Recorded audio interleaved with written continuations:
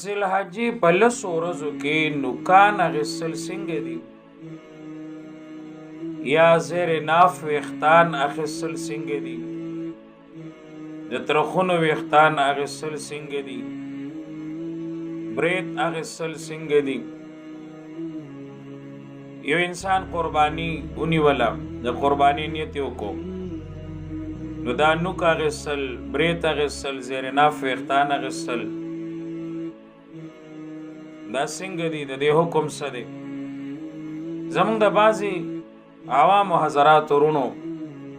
دا نظریه ده چې یاره د عقیده ده د سوچ سمجھ دی چې یاره چا قرباني ونیوله نو دی به نه برید پرې کوي نه به برید خوري نه به د ترخونو ویښتان علي نه به زیر ناف ویښتان علي نه به نوکونه اخلي فرض یې ګڼي نو د دې مسئلې وضاحت درته عرض کوم زما قدرمندو معززو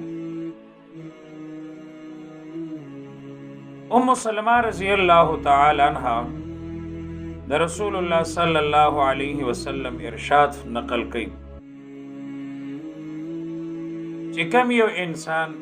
د قربانی کولو نیت وکړو فلا یمسن من شعره وبشره شیئا نو دې د خپل بدن ویښتان نوکان وغیره نه اخلي نبی رسول الله والسلام ته منع فرمایلی ده اهل ظواهر او حنابلہ حضرات اهل ظواهر چې څومره علما دي ائمه دي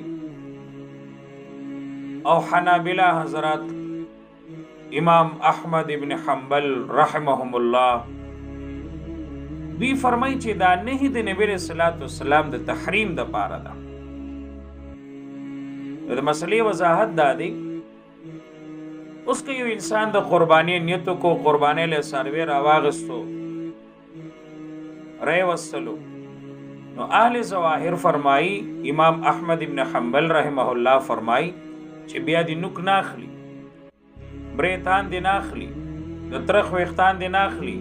زیر ناف ویښتان دی ناخلی مکروه تحریمی دی اغستلی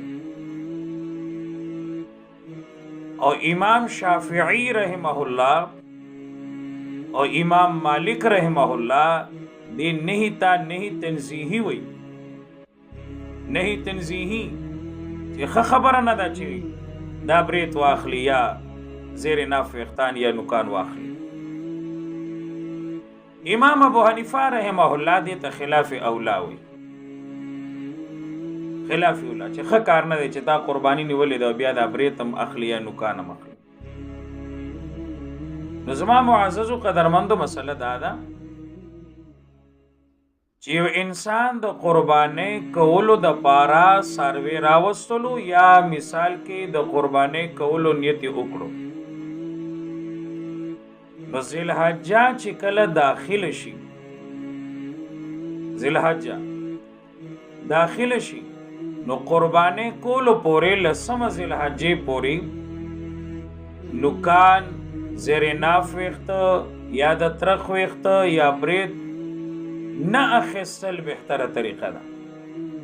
چې وی نخلی مستحب طریقه ده مسنون طریقه ده چې وی نخلی البته کچری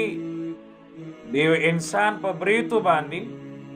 یا د یو انسان د ترخونو ویښتانو باندې یا زیر ناف ویښتان باندې یا مثال کې نوکونو باندې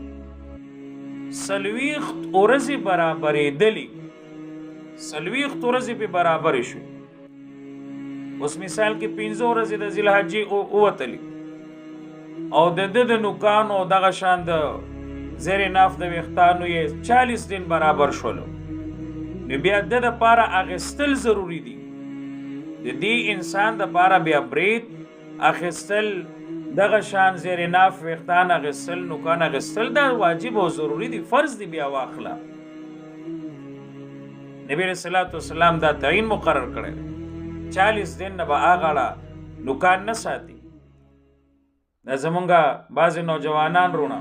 دیم نوکان ساتي لوی لوی نوکان یو زنانې خویندې میندې خو نوکان ساتي نو اله به دا ناخلی چې 40 ورځې برابرې شوي نه نو بیا د لپاره اخیستل ضروری دي د دې انسان د لپاره بیا برید اخیستل دغه شان زیر ناف ویښتان اخیستل نوکان اخیستل دا واجب او ضروری دي فرض دی بیا واخله نبی رسول الله والسلام دا تعین مقرر کړی 40 دن نه به اغاړه نوکان نه ساتي دا زمونږه بعضې نوجوانان رونه دیم نوکان ساتي لوی لوی نوکان یو زنانې خویندې میندې خو نوکان ساتي نو اله به دا ناخلی چې 40 ورځې برابرې شوي نه او او کبل فرض د ذل حجې په دې ورځو کې څلوېښت ورځې برابر شي بیا غسل ضروري دي بیا پرېښودل نه دي پکار نو زموږ دا مسلمانان وروڼه وایي چې چا دا برېت واغېستل یا مثال کې نوکان پرې کړل نو قرباني نه کېږي نه زما وروڼو قرباني کول ځان له عمل دی او برېت اغېستل او دغه شان نوکان اغېستل دا ځان له عمل دی نو لہذا بهتره طریقه ده مستحب طریقه ده مسنون طریقه ده چې چا د قرباني نیت وکړو یا د قرباني دپاره څاروی راوستو او د ذوالحجې لومبۍ ورځ داخله شوه نو لسمه ذوالحجې پورې یعنې قربانۍ کولو پورې برید دې هم نه اخلي نوکان دې هم نه اخلي